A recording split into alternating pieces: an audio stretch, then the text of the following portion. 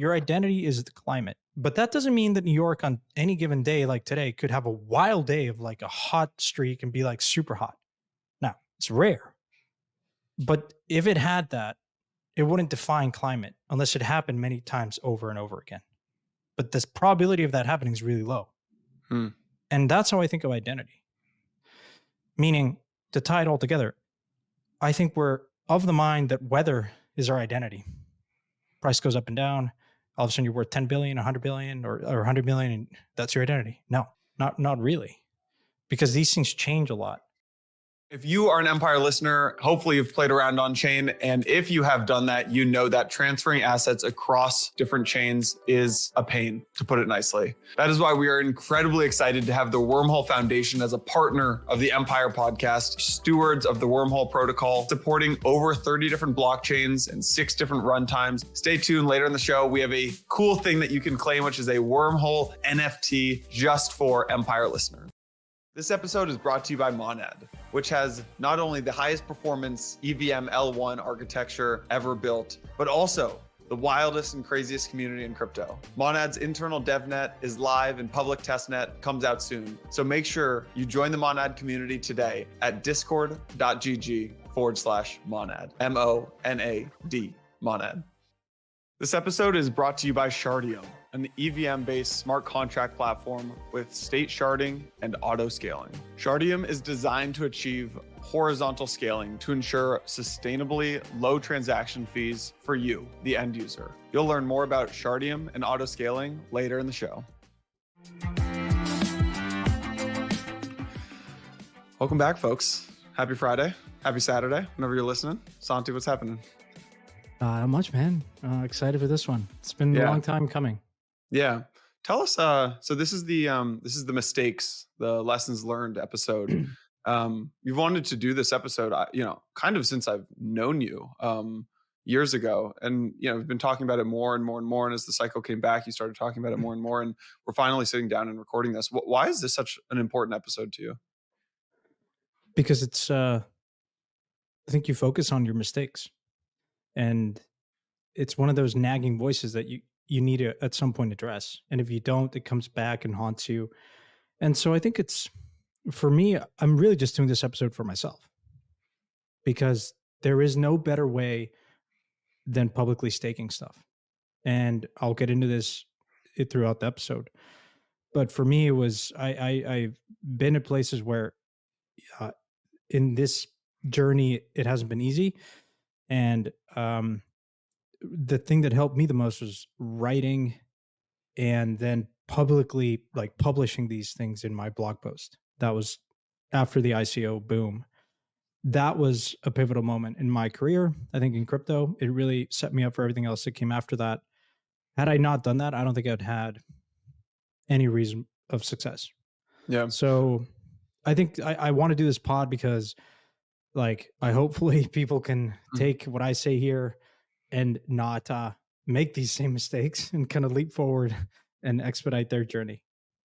What are when you sit down and think about your mistakes, there's kind of like 2 buckets of mistakes that you've kind of shared with me.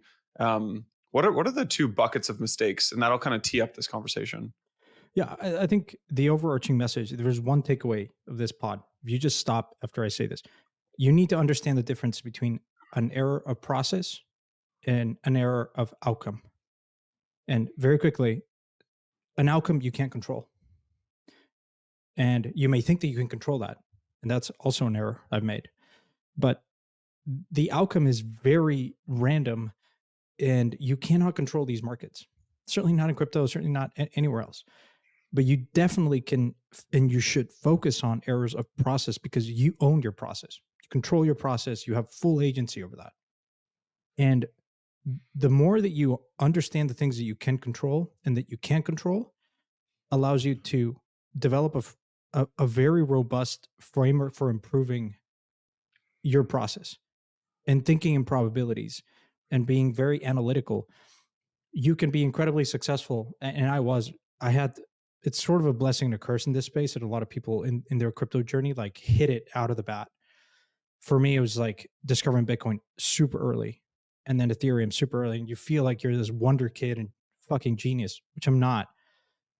but you can, I think that the worst problem, the worst thing I've probably made is obsessing about the outcome. And as soon as I started focusing more on the process and coming to terms and peace that I can't control the outcome, I think that has been very liberating. Hmm. Let's take it chronologically, maybe to start, and then we can get into some of these buckets. So take us back to the very early days when you get into crypto. I think you were working in investment banking. There's probably maybe Bitcoin and ETH that exists back then. Maybe No, it's just Bitcoin, just 2012. Bitcoin. What was the first big mistake you made back in those days? Hmm. Probably putting everything that I had to my name. Uh like it sounds great now, but like it's just it consumes you, becomes your life. Like you're distracted. You're like look, I think everyone that's in crypto has a very high tolerance for risk, but it. I think you always want to do things that make you slightly uncomfortable, but not like completely uncomfortable. And so it was very easy back in the day. Like for me, my mental framework was like, if I lose this, I'll get a bonus next year, whatever. Life So moves what on. year is this? 2013? Yeah, 2013, 20. And so you Yeah, just 20. took your IB All bonus, or all and you, my bonus, put it in Bitcoin. Like was cost averaging in and bought Bitcoin, and it was like I don't know 150, 160 ish or so. Um, the worst mistake probably I did then was like not following through with like what I wanted to do. Uh, and that's why writing later on became so important, because as soon as you publicly stake something, like it kind of forces you to do something. Um, so I was like talking about Bitcoin. I was obsessed about it. I was talking to my friends, my family, but I wasn't really like. So I read the white paper and it was super interesting, but I could have done way more work to like pay attention. But you said in a prior episode, I wasn't doing that full time, and so putting like all of my bonus in something that is not full time was like not something I would probably do again. so Even was though the the outcome was fantastic, right? But it was an yeah. error of process. So okay, so I'm going to push you in this episode to kind of think, like, actually share like specifics and anecdotes and real things. So you put your IB bonus into Bitcoin, and then do you just sit in Bitcoin, or do you start, price runs up Oh and you well, start trading? Like, because the yeah, let's big think. question Yeah, on everyone's mind at this point in time, first week of March, is, do I sell or do I not sell? yeah, yeah. I went in thinking this is a long term venture bet, and then very quickly I forgot about that and was like trading this stuff in and out, and because traditional markets you don't get this type of returns, and so you're like, holy shit, like I doubled, I tripled, wow, this is great. And that was a huge detraction from my original thesis, which my original thesis is this is a super long term risky bet. I'm like assuming it's like may not work out. The biggest mistake I did there was like not having a price in mind,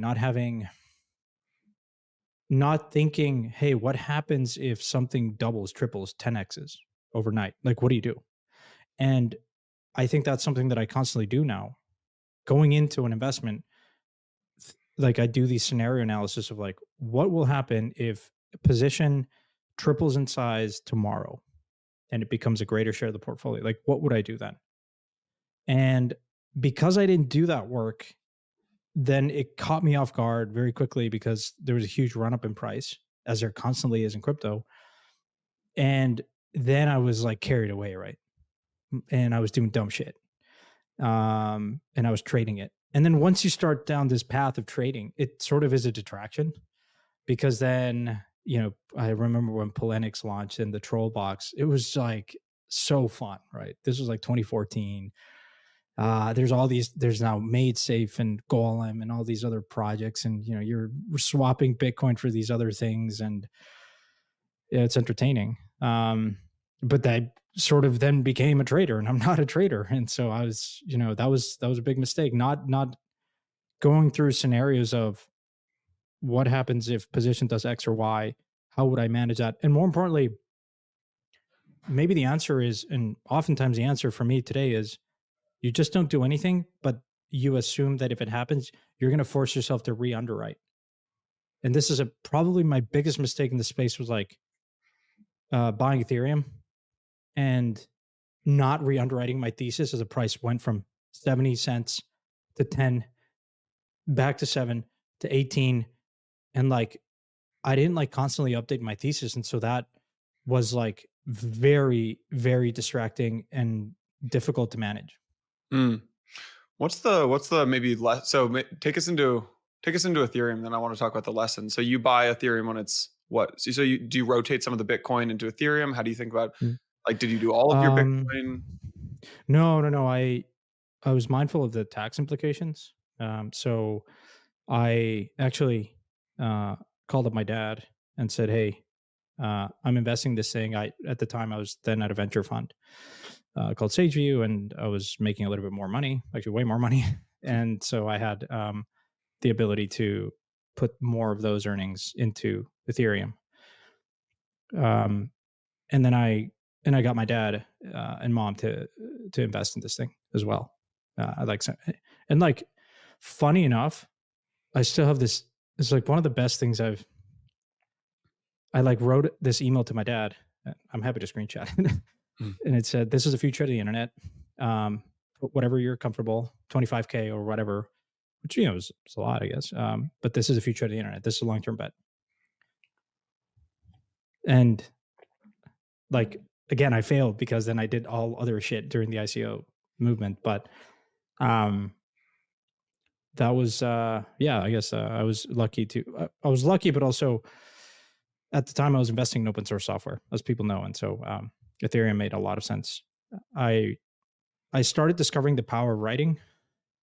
At the time SageView was later stage. I wanted to go super early. So I was interviewing at Sequoia and Kleiner Perkins, and they asked me, "Hey, write a memo about investing in something." And I was like, Ethereum. That was my memo.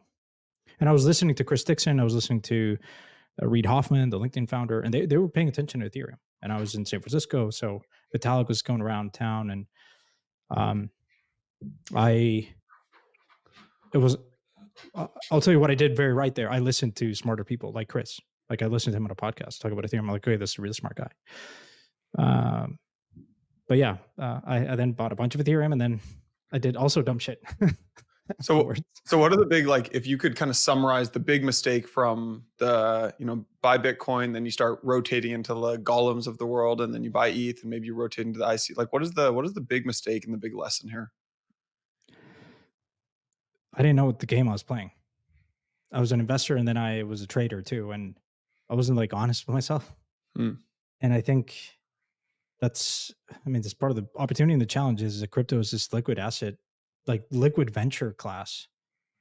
And honestly, it is a great learning from like anyone that's getting started with investing. Like, you learn so much in crypto in one cycle, then probably, it's like a huge education. But for me, it was like not understanding the game I was playing. And you mentioned this in the prior episode we recorded, right? You have to know the game you're playing. And it's okay if you can be both. Like, you can try to be both. But for me, it was just like, I think I've done this math, but had I not touched any of the Bitcoin and Ethereum, I would have made probably more money than I have today. No, actually, yeah. So how does that then impact how you think about today and selling and trading into things? Yeah, well, I'm sure this is like top of mind, right? As people start making money on memes and other stuff, like, they want to know, how do you sell? There's no right or wrong answer here. And I can tell you what I do and think about, but I would just caution, because everyone's situation is different. Like, what I did back when I had X to my name as a analyst and an associate is very different than what I am today. Like, I'm lucky because I don't have a family and I don't have obligations, but I think it's very but okay, you can definitely pay attention to certain things, right? When I am seeing it on the timeline now, when people are euphoric, when people think that they can just continue to flip stuff and make all these gains, like, that's just a sign of like, that just, no, it will stop. And for me, I'm okay. Here's how I think about it. Every time on the venture side, as soon as I make a 10x, systematically I size down, because I'm mindful that if I continue to do 10x on everything that I do, I will become the most successful investor of all time, and I will not. Probabilistically, that's not going to be me. So I just, I'm just comfortable with that. Yeah. Like, that is my process. Like, I think in probabilities of, okay, but also, like, I was very rash in the way I thought about portfolio construction and sizing down and selling out of positions. Now I'm more systematic. And I don't sell, like, I'm more thoughtful in how I sell over time. And I'm battling right now with like a big meme position that I have, for instance. People could probably guess what it is. Yeah, it's like been like a 10,000 plus X or whatever.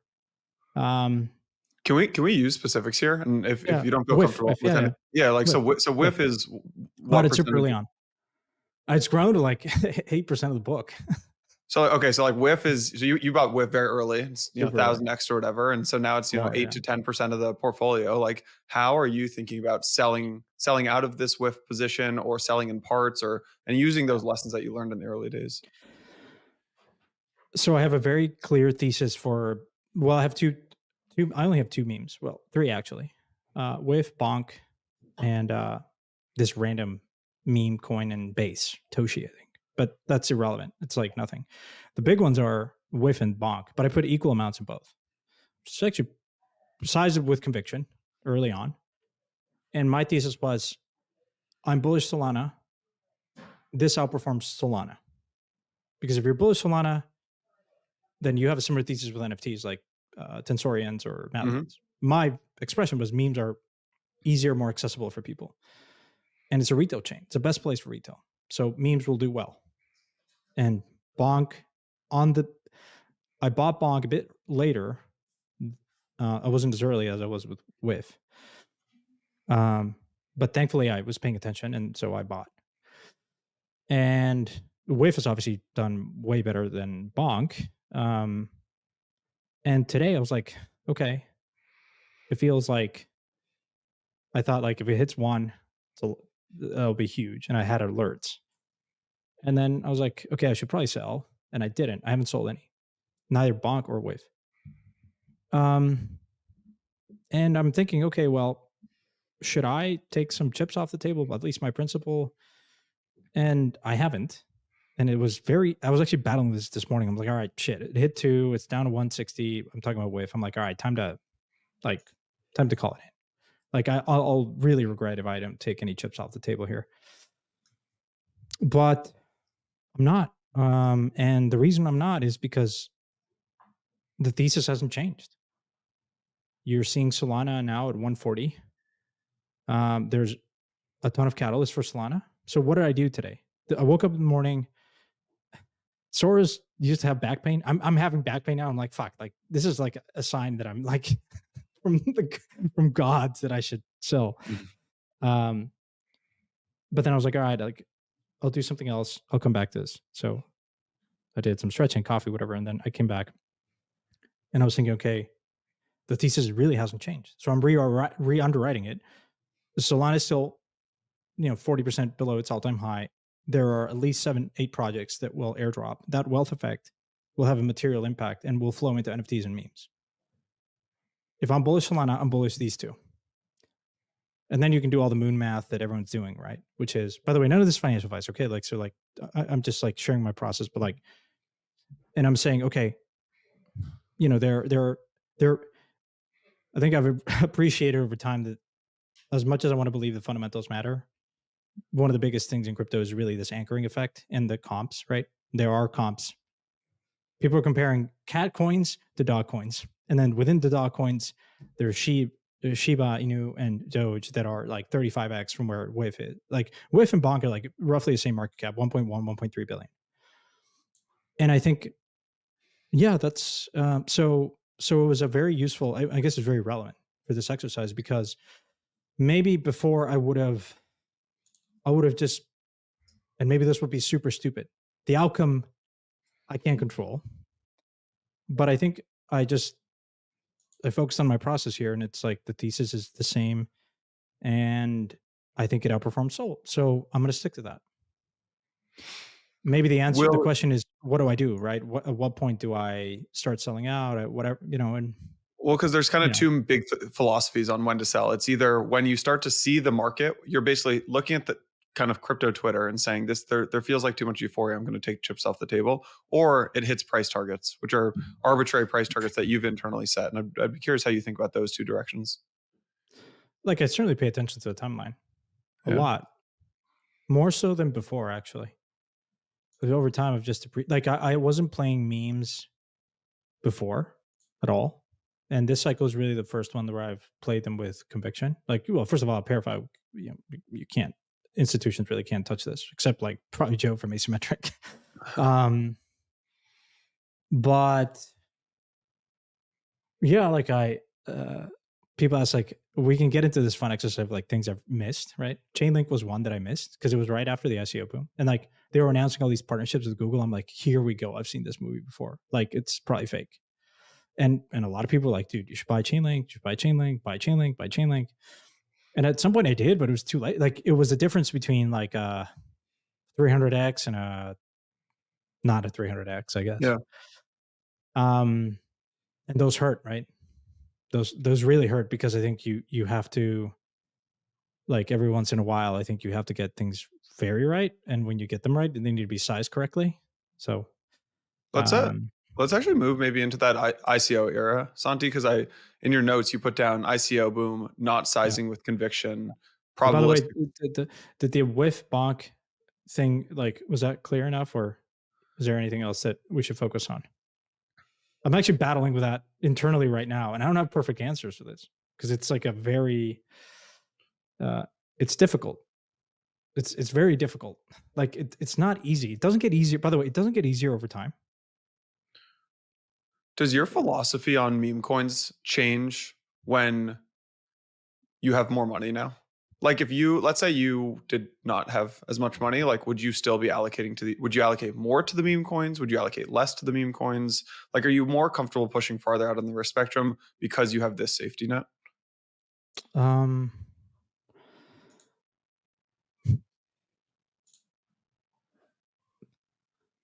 Maybe, yes. Although a lot of people that are like made certain amount of money don't touch meme coins because for them it's like whatever, Right. I'm just gonna hold.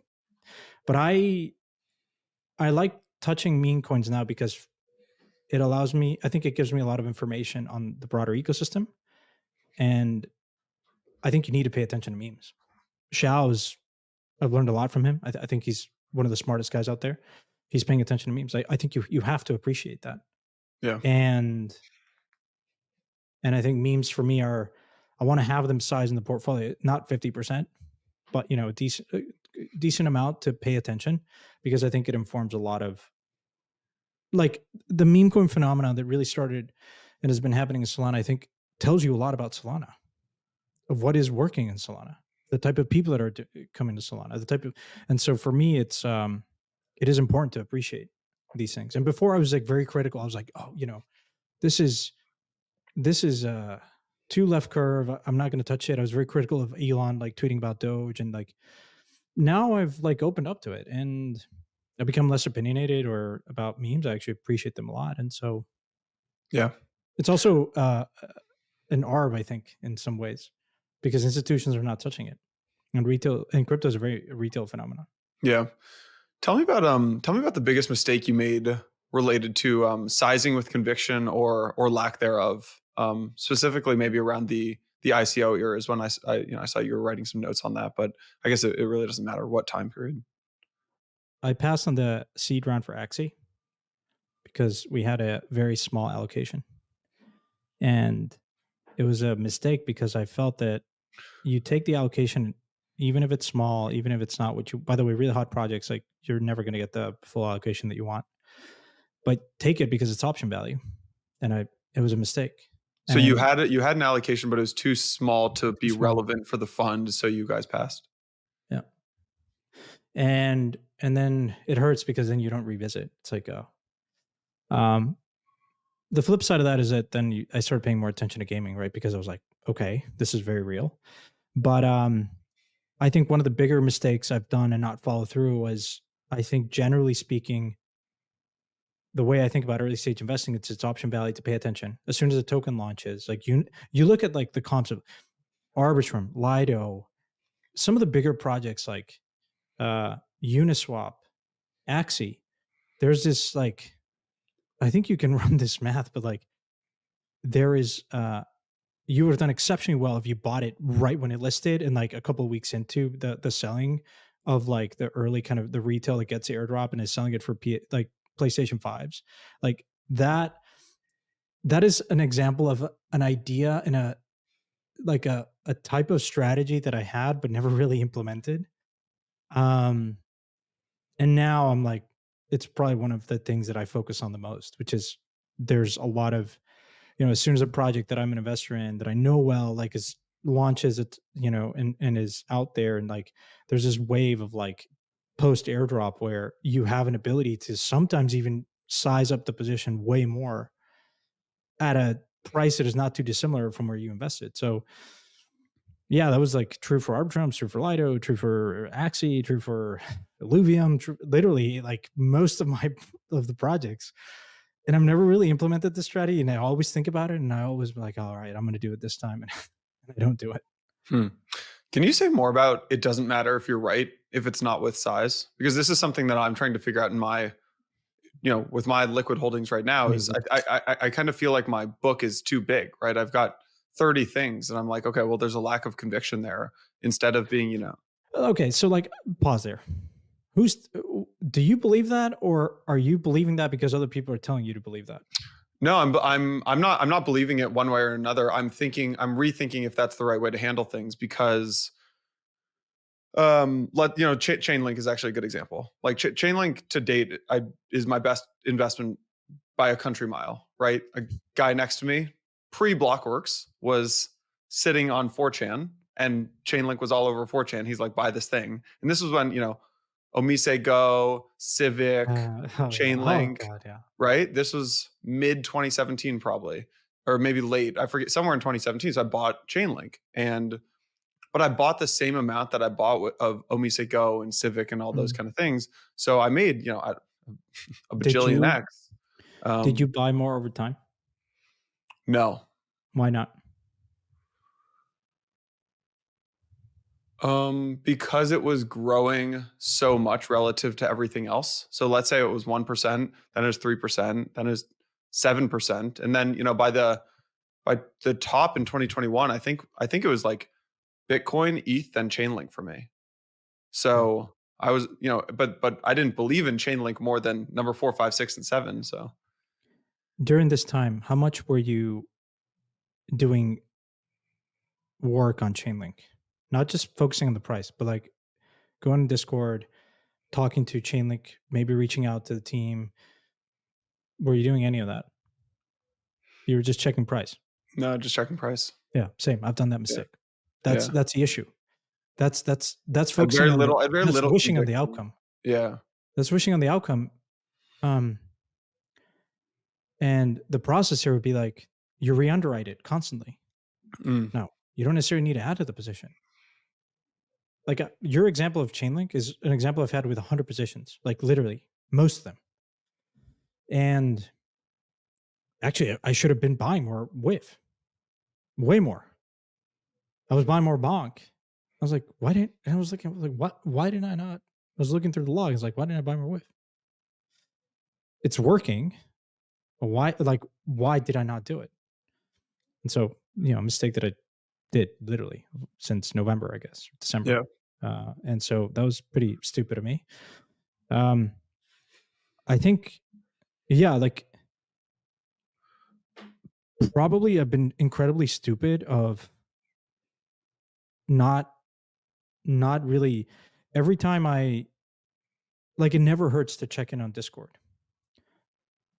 and reach out to teams or other people in the community. Like we talk about community in crypto all the time, but we never actually implement it for our own process. You know what I mean? Like it's like, and plus a lot of the stuff is on chain. Like I certainly have made this mistake time and time again, where the amount of time that I spend on the price and looking at that and thinking about that is should be way less, and I should be investing more time on doing work.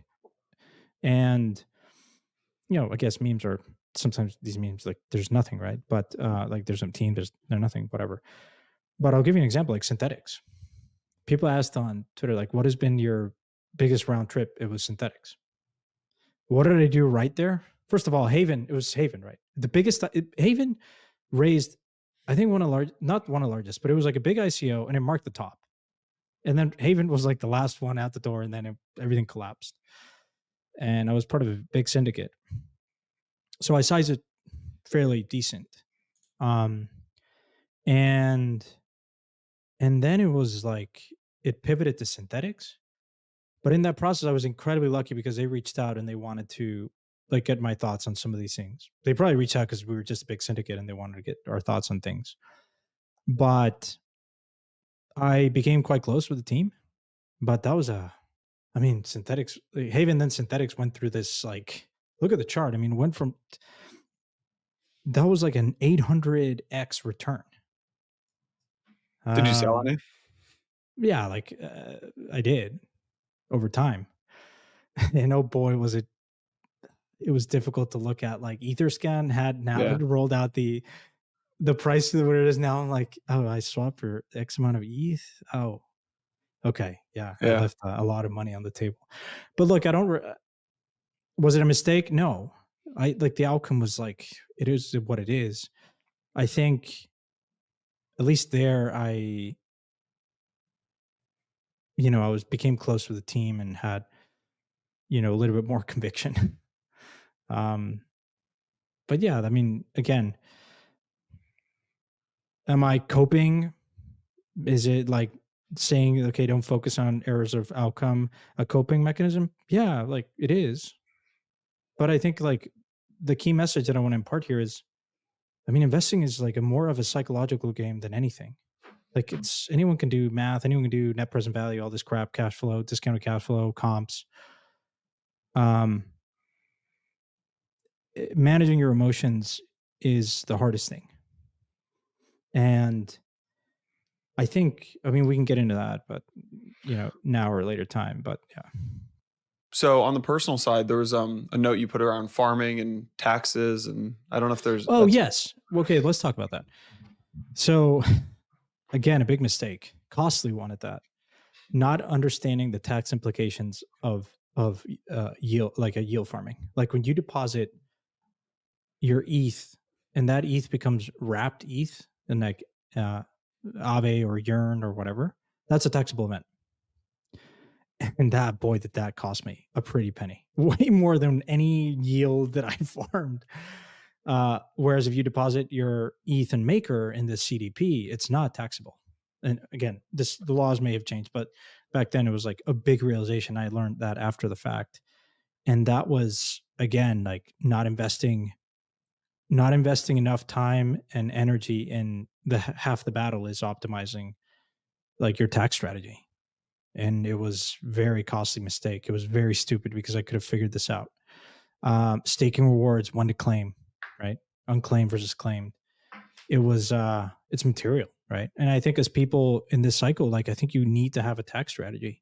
And look, the tax laws are varying by country and incredibly complex, but get a good tax person and understand the implications of, if you have SOL and you're, going to use that SOL for other stake it or whatnot. Like, I think you need to understand that, because what you don't want to be is a forced seller at the end of the year, right? Where you realize, oh shit, I owe so much because I've done all these strategies. And sometimes the answer is it's better not to even engage in any of these strategies if it's going to be a taxable event.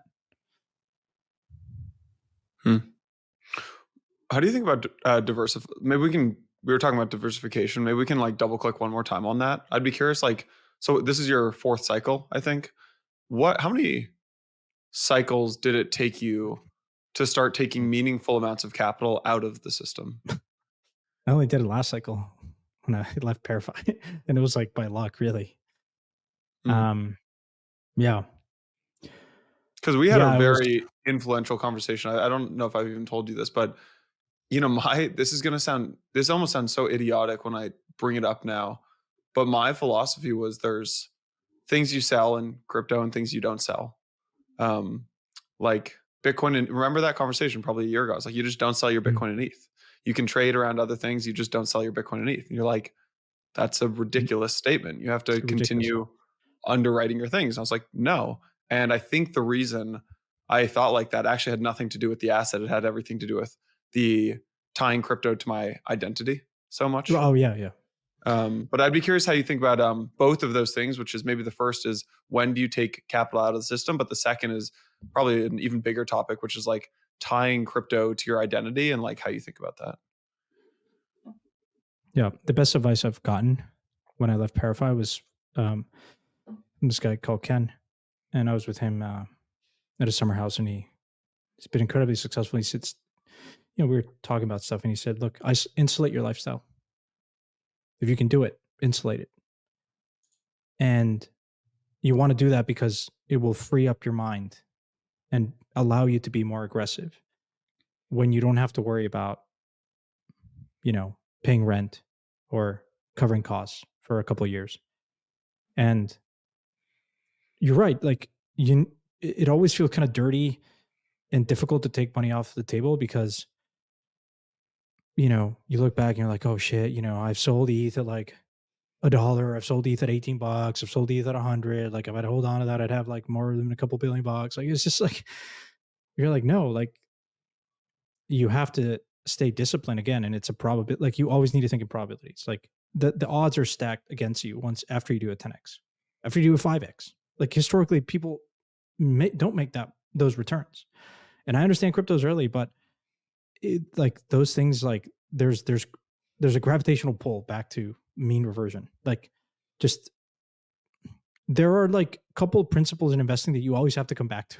Mean reversion is one, and like you're not as smart as you think you are. And so like after, I think, like to your question, yes, after a certain return, I take some chips off the table. Now, I think I wanted to make sure that I would be in a position now that I was independent to just,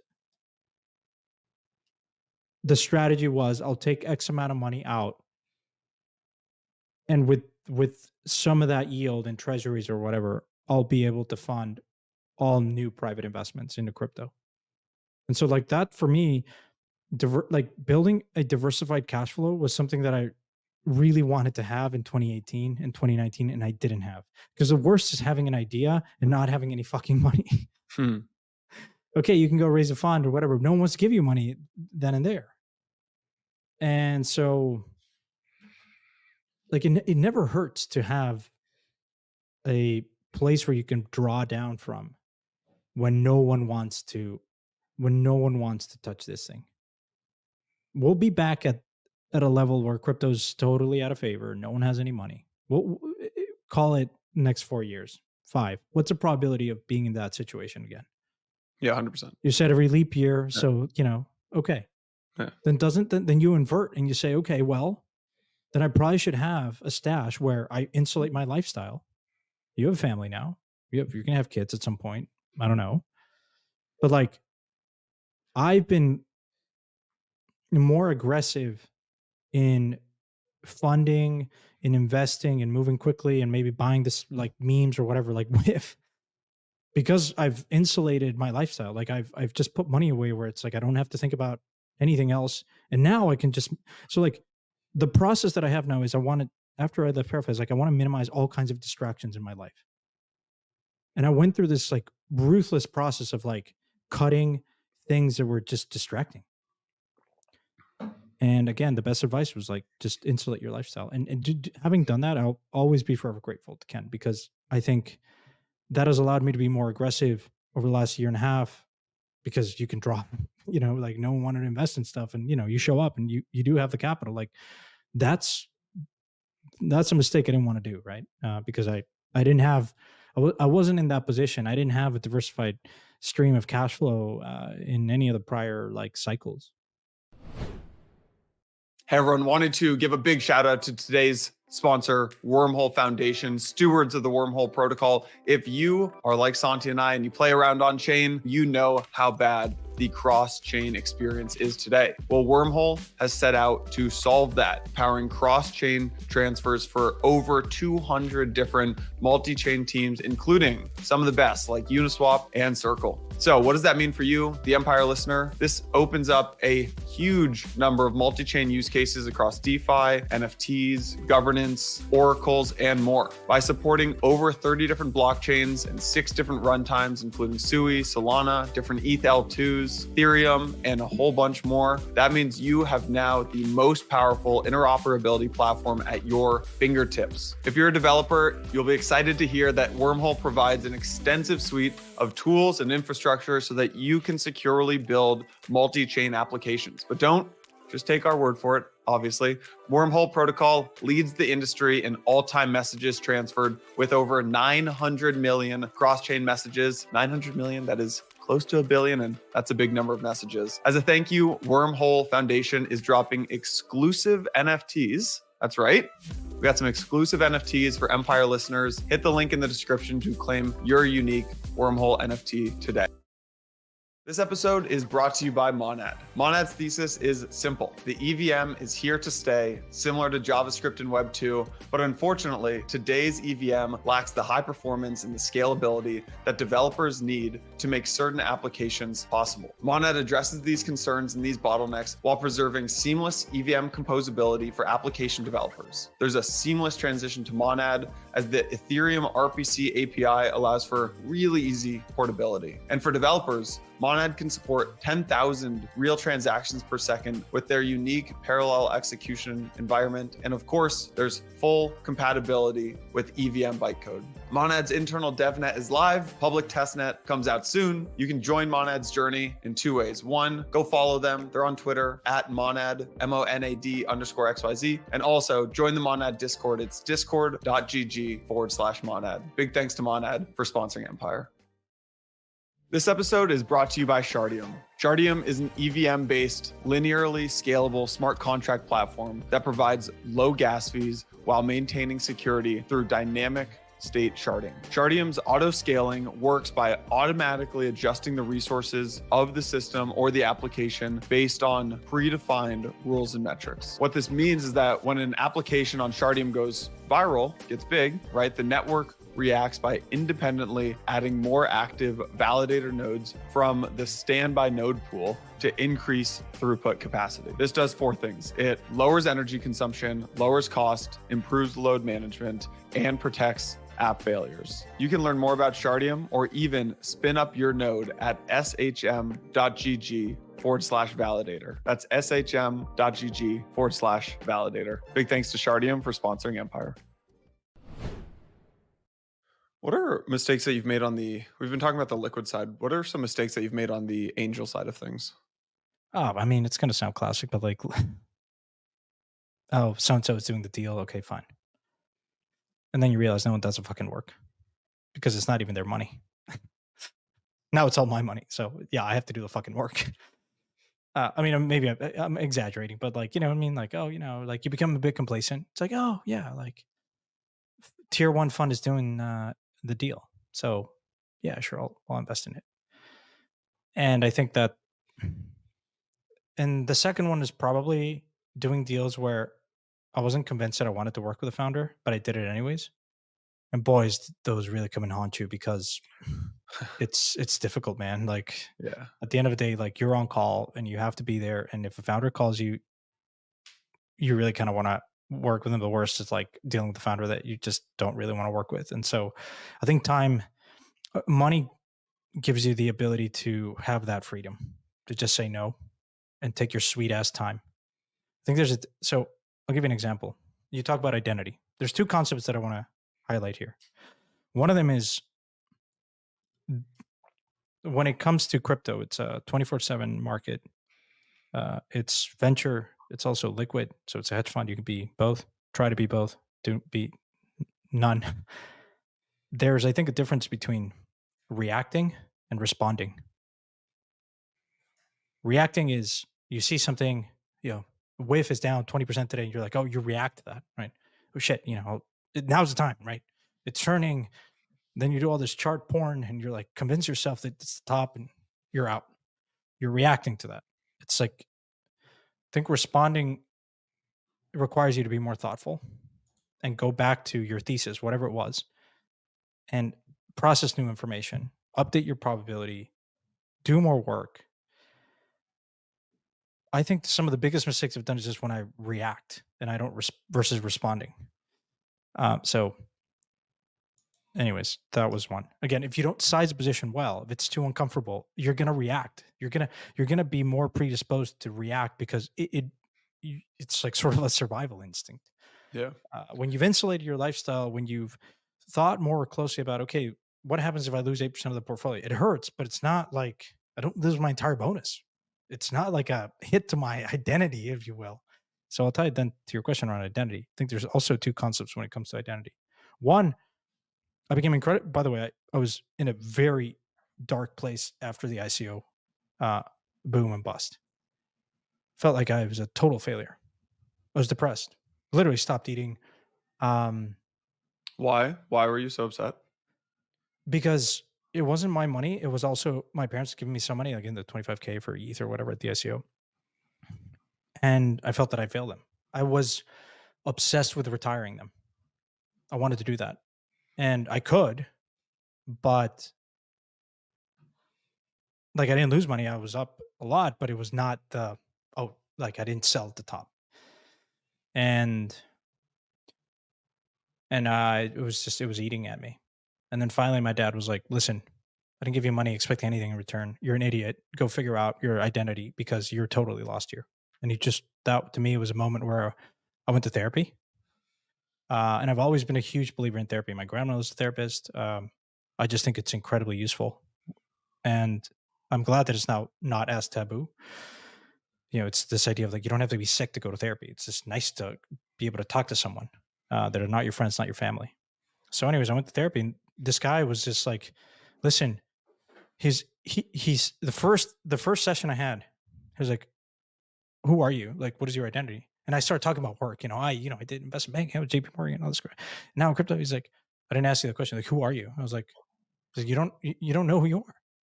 You didn't mention any hobbies. You didn't mention any interests. You didn't mention any passions. Like, you just talk about your work. Like, your work's not your identity. Go figure out your fucking identity.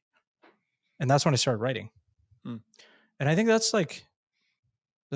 was a pretty pivotal moment because that was a transition for me because I started writing and writing helped me order my thoughts. Not only all the mistakes I've done in crypto, that entire journey, and then you start realizing stuff. And then also at some point, pressing send after the first session, I published my first blog post, The Summit. It's on, people can go look it up. And I ran to this coffee shop, wrote it down, and posted it. I was like, fuck it. I just need to get out and publicly stake what I think because that will hold me accountable. And that for me was the mechanism to get out of that rut. So I guess tying this identity thing, two concepts that have been helpful for me.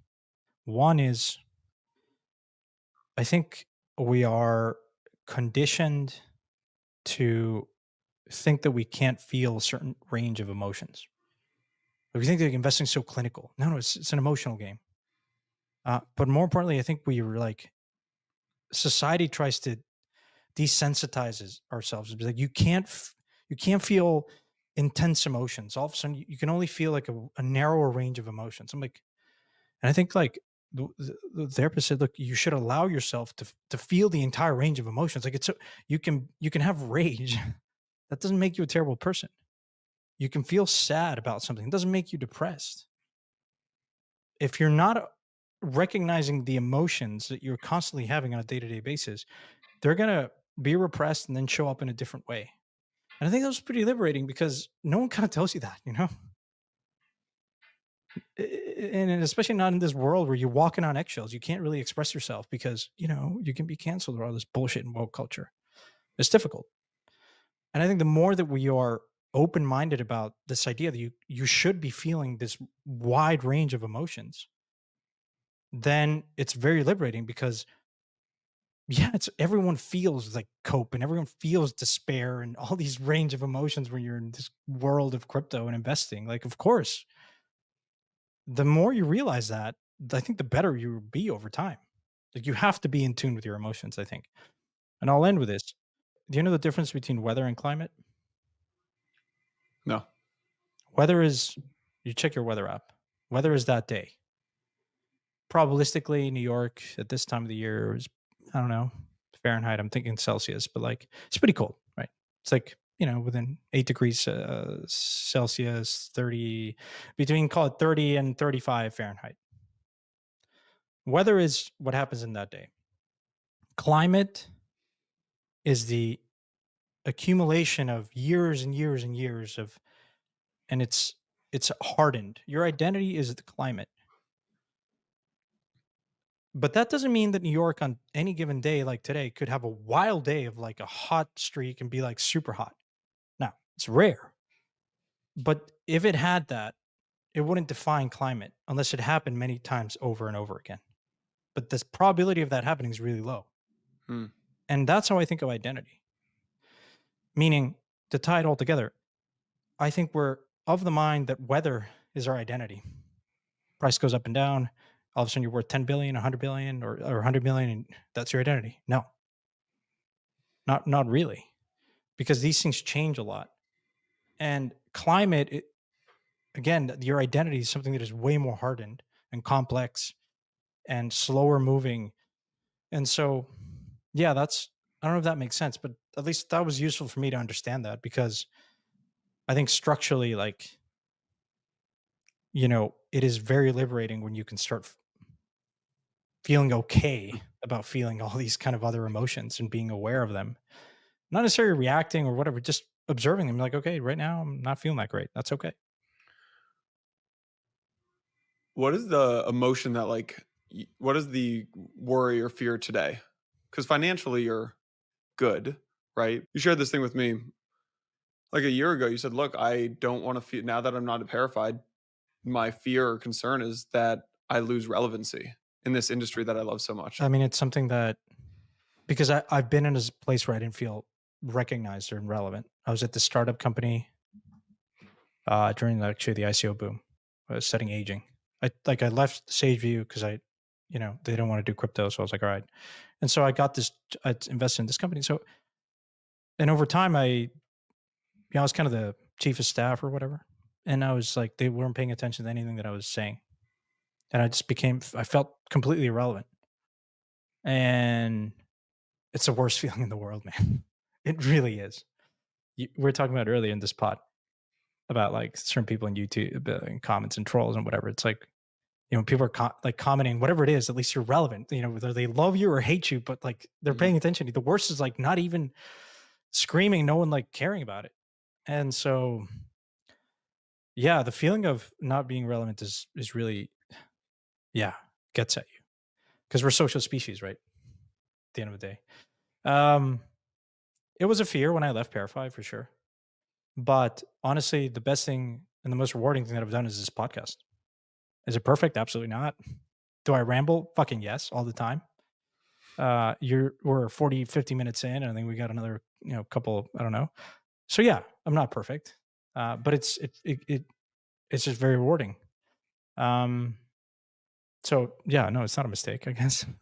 Yeah. It's Let's get back into maybe some of on the investing side of things. Like it's almost a couple rapid fires for you. What is the biggest rug or mistake related to getting rugged that has ever happened to you in crypto? FTX. I had some money there. I was running the New York Marathon. I should stop running these marathons, man. And You do someone seem to either be injured or lose money. 10 around marathons. seriously, man. I love it. No, I wouldn't stop running. Yeah, and I came back. I actually didn't even finish that marathon, man. Out of all things, came back to my room and someone pinged me and said, "Yo, I think like this FTX is really real. It's going down. Like, just take your money out." And I was like, "Oh, yeah, I'll do it later tonight." And I punted it, but that difference it cost me or I guess it won't if we're all paid out. But yeah, it was just I'll add nuance because I just said that you shouldn't react, you should respond. But sometimes you have to react when it's a matter of like life or death. When there's smoke, there's fire, you know? And when like 3, 4 different people are telling you about it, it's like pay attention. Independent nodes in your information network are telling you that there's something wrong with FTX. Like there's probably something wrong, you know? Like listen to that. So yeah, that was probably the biggest rug. And I should have withdrawn, and I just didn't. So again, thankfully, it wasn't like a material part of the portfolio, but it hurts because you're like, fuck, I could have done it. Thankfully, I became hyper paranoid about that and took my money out of Silvergate the next day, all of it. I was like, I don't want any of this, and so yeah, What is the biggest paper hand you have ever had?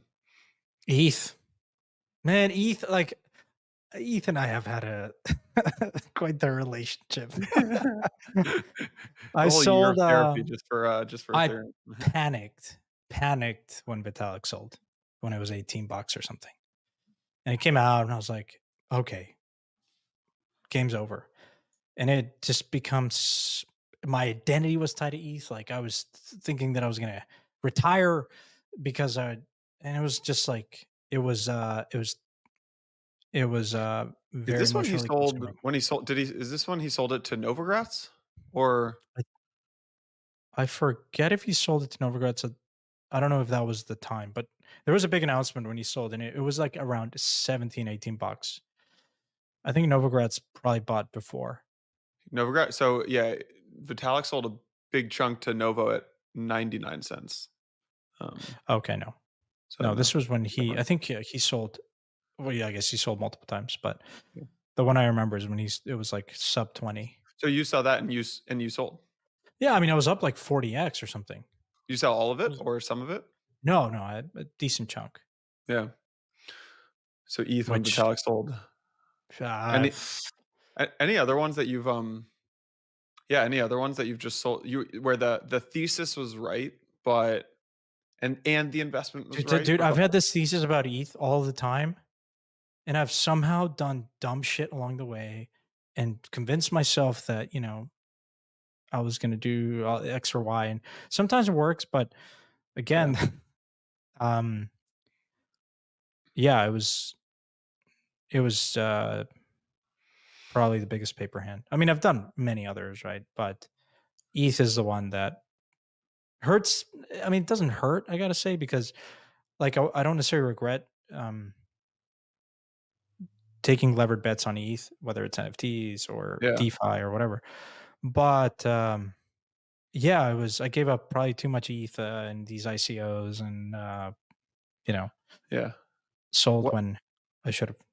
what's the biggest mistake you've made around you got the thesis right, but the investment was wrong?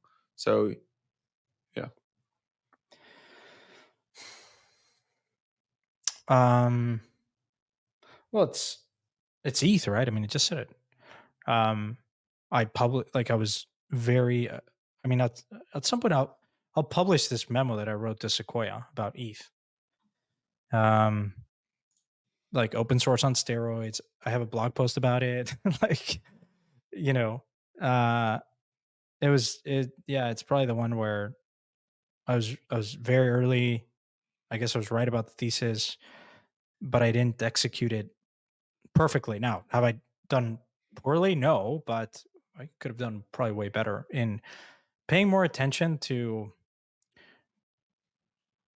And the problem with these questions is that like hindsight is obviously 2020, but I think I probably should have realized during the ICO boom that like this sort of fat protocol thesis of like ETH at the end of the day is this capital formation machine, and it will benefit a lot. Like um I'll tell you like a thesis that I got completely wrong, and then I appreciate it. Maybe to give listeners another anecdote, but I think one of the bigger mistakes I did during the ICO boom was like investing in things that had way too many dependencies. Like, I think we're still in that state of crypto where like you're throwing kind of ideas at the wall to see what sticks. But like prediction markets can be huge, but probably can be very large over time. But like something like Augur never was going to work because you didn't have a stable coin. Uh, and then all these other ideas or during the ICO boom were never going to work because you didn't have DeFi. You didn't have a stable coin. And so that's a clear dependency, right? Or like NFTs, like you didn't have a network like Solana with super low fees. Like so like NFTs at scale and mass are not going to work, or gaming is not going to work. So I do wonder, like, if my thesis on gaming was too early, even though I've done very well. Like, we still don't have gaming, and maybe I should revisit my thesis because maybe it's GameFi. Like, maybe it will just be financialization and then just a little bit more fun. But I wonder that probably isn't as big enough of a market as I probably thought it would be. Mm. Um, Again, this is an example of not an error of process. Actually, I got not an error of outcome. The outcome was exceptional, but the process was like, I think, pretty premature, pretty poorly executed. I think it's important to like go back and even you can have a something like some of the gaming investments I've made. The outcome has been phenomenal, but the process not so much. A Mm. lot of investments I made, I'm sure, like you too, but like, um, and those are probably the ones that I've tended to overlook the most. And after the ICO crash, I went back to those and said, okay, paying attention to those is important because that's where you always focus on like the things you didn't do well. Like there's an error of outcome, and then naturally you diagnose the process. But it's the ones that you really do well that you tend to overlook. And there may be plenty of errors in that process, but the outcome might be great. And that's, I think, the difference between a good investor and a fantastic investor. I think that's where I've made the most amount of growth in my investing, um, I guess, style is by focusing on like that other part that I tended to overlook. Mm. There was you put this little random section. You said random thoughts and had some bullets, and there's one that says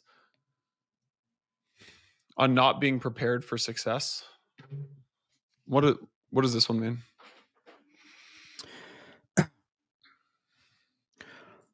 Yeah, I think a lot of people are afraid of being successful.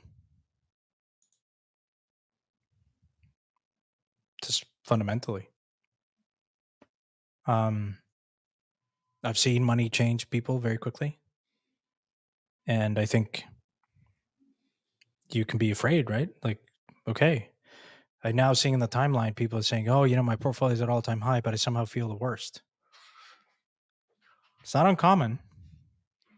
And I think money can be incredibly liberating. It buys you time. It can be like it is the best thing in the world, I think, because it allows you to money is energy. But I think it's worthwhile investing in thinking what would happen if you were to all of a sudden wake up and you had the amount that you dream of. And questioning w- the things that come to mind first. Mm. And questioning if your identity is tied to a number. Mine was at some point, and it's not now. How much has your happiness changed from cycle 1 to 2 to 3 to 4? I think I'm quite happy generally. It's improved for sure. I'd be lying if I tell you that making more money did not make me happier. I think anyone that says that money contributes to it a lot. Like owning, I'll say this, owning my time has been probably the biggest contributor to my happiness. Just that. And whatever that number is, it's very different because there's people that have a ton of money but don't own their time. So when I left Parify, it's like I've constantly revisited the idea of raising a fund,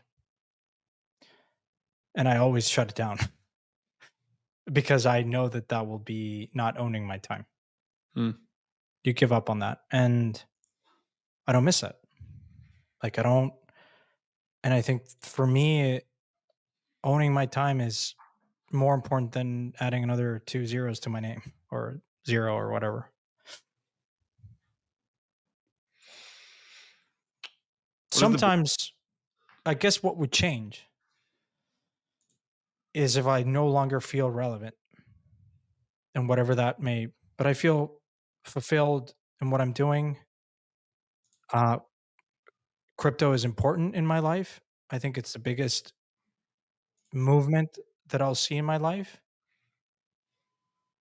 but it's not everything for me. I have other interests. I do other things. I think about other things. A lot of them are more and more related and intertwined with crypto, but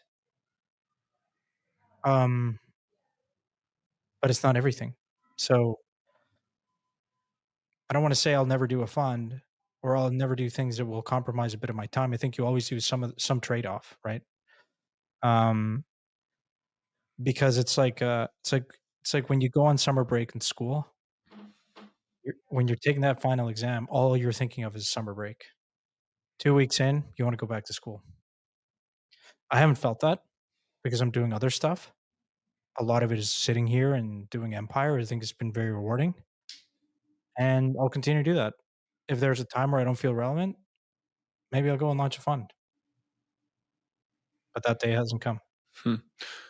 There's this post from 2021 at the about 2 weeks away from the top, October 26, 2021. He said, I've made many mistakes investing over the years. One of the key learnings and insights has been not investing in things that have many dependencies. What did you Mm. mean by this? Yeah, as I said earlier, like it was in the ICO boom, you had a lot of these projects that, like Augur, prediction market, you get excited about the category, you could truly define media, information, surfacing, wisdom of the crowds, yada, yada, yada. You rally behind that TAM, you rally behind that idea. But when you're settling bets and you don't have a stable coin and you're settling on a volatile collateral like ETH, it's not going to work. This is why I'm so excited about Solana now. Which, by the way, I think for everyone, and so like something like a prediction market in 2018, or like Uber or Airbnb on the, or AI today. Okay, let's talk about AI. People want to hear about AI, LLMs, all this jazz. Okay, fine. Great. I'm excited. Are you going to deploy that in Ethereum? What kind of, like, what is the cost? Can you actually upload your model? How expensive is that going to be? Bitcoin L2s. Oh, it's an L2, it's a multi-sig. I'm like, yeah, good luck trying to convince core Bitcoin holders about that. There are dependencies. Like, thankfully, like over the last 12 years, we've made meaningful improvements on the infrastructure side of things. DeFi has been a huge backbone to power all the other stuff, gaming, NFTs, and many of the other use cases. Like, DeFi is so essential. It's a reason why it's the first killer use case. Why I got so excited at Parify, and Ben thankfully shared that vision, is that it is the backbone for everything else. Because if this is a financialization and untethered capital markets at the speed of light, you need DeFi. And if you don't have a DeFi system in place, a core bank that allows you to mint collateral against it, like Maker or Compound or Aave, a lot of the other things don't work. And so there's a reason why, if you look at the evolution of every L1, every L2, Blast as an example, the first things that work are a DEX and a money market. And so that's what I mean by, like, you need, or like an Oracle. Like, these are kind of like core dependencies to open up the so whenever I look at something like AI today, I'm very excited, but at the same time, I do question when a founder says, "Yeah, I'm working on it. Like, we're deploying on Ethereum." Like, okay, like your model must be the size of, like, it's not gonna work. And so yeah. Now, is AI crypto not going to be a thing? No, I think it's going to be very much a thing in the right with the right network. Um, so yeah, does that make sense? It does. Yeah. What is a mistake that happened that didn't seem to be meaningful at the time, but looking back, you think that it's you now realize that it was a big mistake? Yeah, someone asked this question. It was a good question. Took me a while to Yeah. respond. Um, so of course, it's a difficult question because the bias is to think focus on the outcome, right, and not so much on the process. Obviously, naturally, y- like selling a particular position maybe at the time didn't mean meaningful. Selling ETH at like $18 didn't mean meaningful. It actually felt like a genius. I was up 40x. I'm like, Jesus, like this is great. I've outperformed every venture fund out there. Now, of course, over time that became incredibly stupid, right? Um, that was an error of outcome as I've talked about, but there are other instances where an error of process. And so I think like when someone asks this question, the natural inclination is to think I sold a bag that could have been 100x down the road.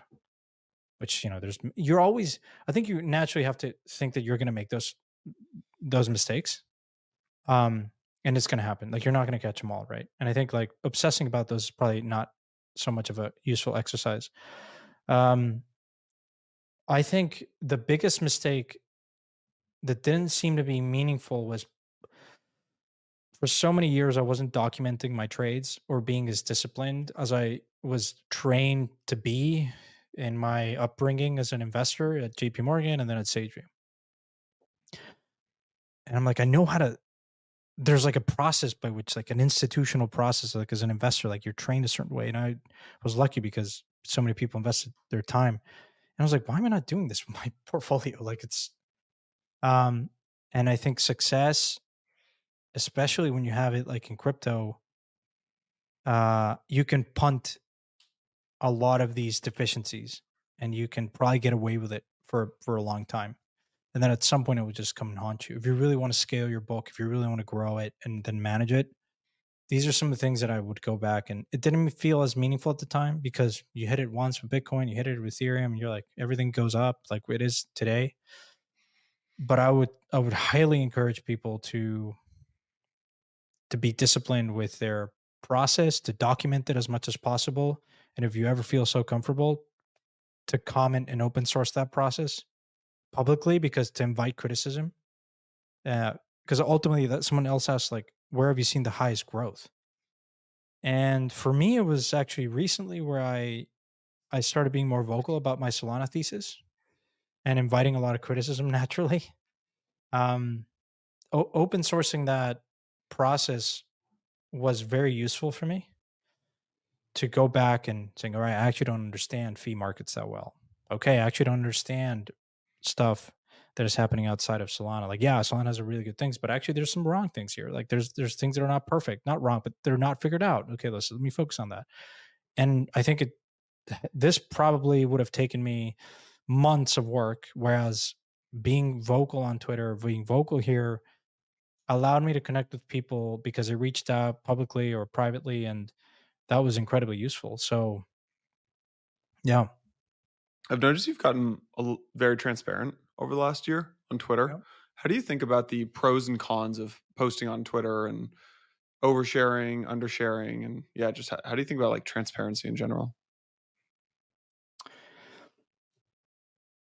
I have come, you're right. I become more comfortable being more transparent only and trying to speak from personal experience and trying to keep it to that. Um,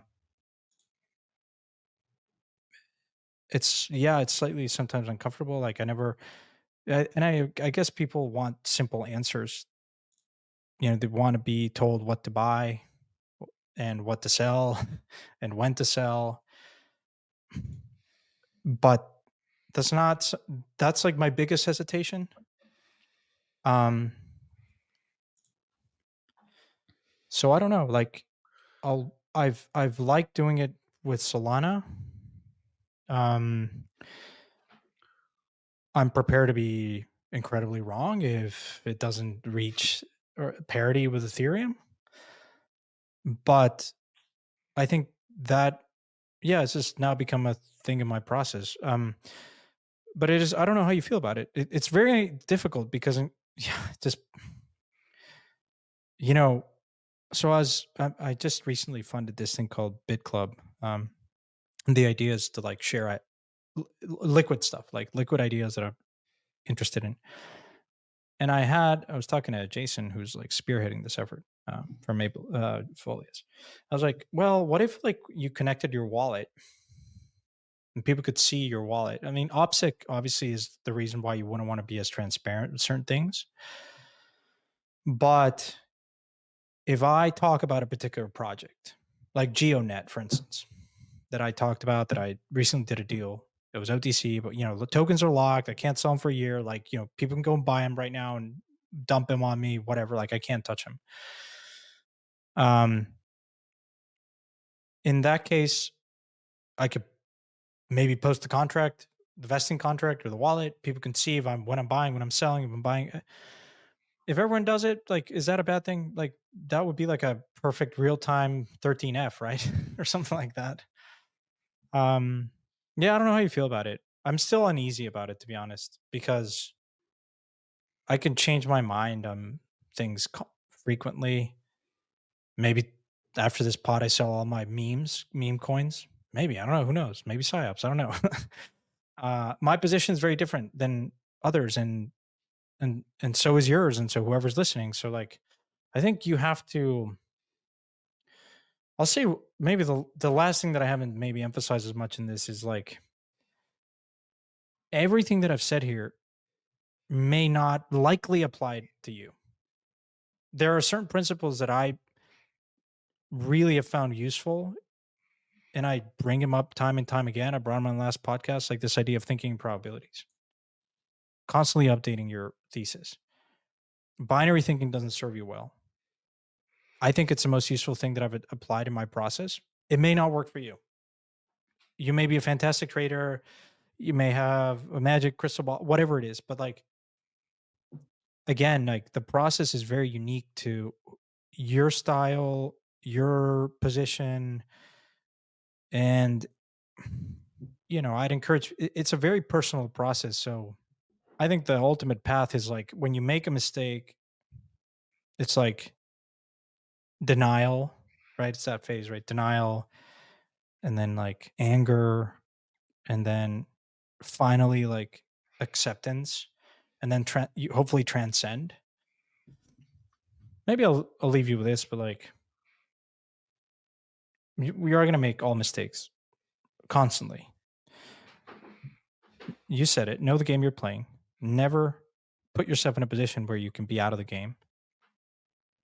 Never. If you love this game, zoom out, be here, increase your probability of being at bat. Don't be liquidated, and you know, um, and play the long game. Like one of the more comforting things, you always have to find like places of comfort because it can be very like it is stressful, right? So managing your emotional state for me, what that has given me the most amount of comfort is this idea that inverting. It's like, okay, I'm in my 30s. How many more years of investing do I have ahead of me? If things pan out health wise, whatever, 40, 50? And I want to be there. I want to be in a position to back founders to do what I love because I love this game. If you don't love this game, go play another game. But I love this game. So I think for me, it's like that has given me, when you ask me if I'm happier now, I'm happier now because I'm very comfortable that if I play this cycle right, I don't know. Will I play the first cycle better than the third or the second or the fourth or the 10th? I don't know. But I want to be here for the next 30, 40, 50 years. And so, yeah, I'm just aware that like the power of that compounding is something that I don't want to give up on. Yeah. Uh, Before I would have told you I want to get to a certain number. I've been there. And I want to get to 10 and then 100 and then a billion and then 10 billion and it never fucking stops. Um, but the most rewarding thing, literally the most rewarding thing that I've done is doing the podcast. like another 10x in the it's like, oh, it just doesn't compute as much as hearing a list, and it may sound soft, but it's like hearing a listener say, "Hey, man, like, I was listening to Empire through the bear, and you guys really helped me, like, navigate this stuff." I'm like, "Oh, it was great," you know? Do you have a grand ambition? No. Yes, very much so. I think people most of the time don't know what to do with money, and I'm always right. So, okay, why haven't we sequenced the microbiome? Why is nuclear underfunded? The public sector is a terrible allocator of resources. Terrible. Even the private sector. I understand Piketty and you can be compounding and earning 5% on like billions and billions of dollars, and then you can go buy a private yacht for like 330 million bucks and spend 10% of your you know, it pisses me off when I see that. Not to each his own, right? I'm not going to judge you. But I think there are very neglected pockets of this world that deserve money to do more research, to pursue their ideas. And it's a coordination problem. Crypto helps with coordination. I want to make more money because there are a lot of things that I want to pursue. Money is like a really high density thing. And the more after a certain level, I think you start playing it at like the chessboard. You can start moving pieces.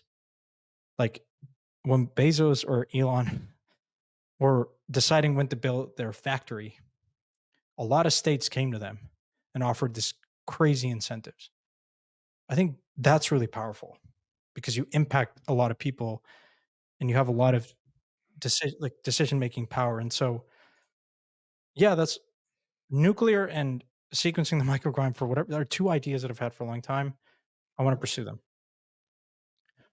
It's going to take much more money, but it's like they're neglected, right? Think about like crypto is very neglected, contrarian still. Nuclear, you and I share this passion for it. So there's no reason why like it hasn't been. Why aren't we investing billions of dollars in nuclear? Why are we throwing away into fucking solar panels in winter, like that degrade in 3 years, not 10? And it costs more energy to produce than they'll ever make in their entire fucking life. It makes no sense. Like literally, it makes no sense. But here we are. Yeah, narrative problem. All right, man. This Oh has been yeah. great. Any other last thoughts, words, lessons, mistakes that you want to share? Maybe I mean, I've been talking for a long time. What is maybe one or two mistakes that what's your worst mistake that you've done? Mm, 2017, I bought a bunch of ETH on credit cards. You Then get a lot of points. send all that ETH over to my Ether wallet, load it up on some ICOs. 1 out of 20 ended up working, which was Chainlink. Um, and then had big old bag of credit card debt right as we were launching Blockworks. Um, yeah, I'd like maxed out like 3 credit cards. So that, Wait, but then what happened though? You were forced to sell?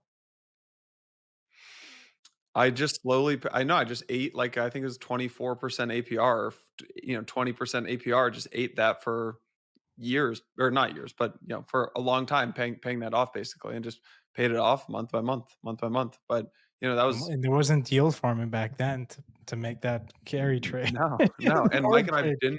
Mike and I at the beginning of Blockworks paid ourselves like the minimum wage of New York basically. And in 2019 when the bear market got really bad, we stopped paying ourselves.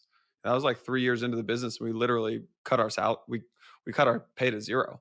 And but I had credit card debt. And so that was definitely tough. That was a hanging mistake that lasted for a while. That was one. Another one was probably,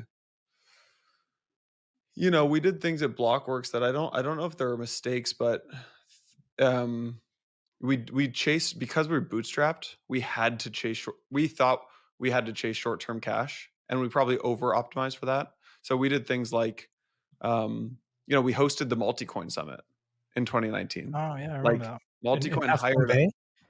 what? At Half Moon Bay? No, the one at Cipriani in New York in Oh. 2019. So like Oh, they hired Blockworks to host the Multicoin Summit. That's that's not the game we're playing.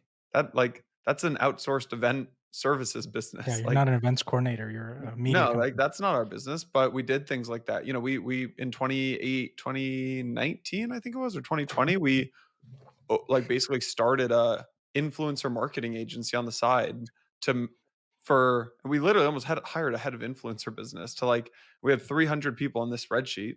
Yeah, I won't name names, but like, you know, BlockFi would come to us and be like, "Hey, I want to." Guarantee you I was not there in that list.